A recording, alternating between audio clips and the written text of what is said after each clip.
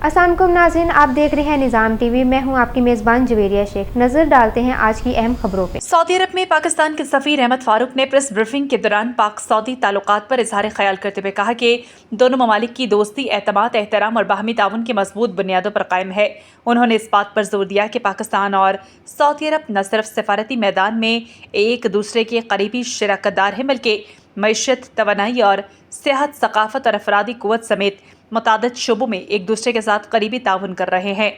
सफ़ीर ने बताया कि दोनों ममालिक के दरमियान तिजारती हुजम में मुसलसल इजाफा हो रहा है और नई सरमायाकारी के मौक़े पैदा हो रहे हैं।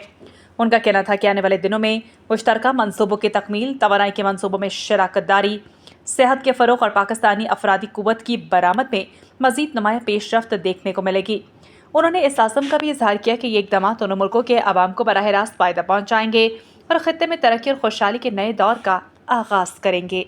सऊदी अरब और रियाज भतानज केरला मार्केट सफा मक्का अस्पताल के करीब हशाम ओकला फार्मेसी आपकी खिदमत में पेश हर किस्म की म्यारी मेडिसिन पर 10% डिस्काउंट हासिल कीजिए।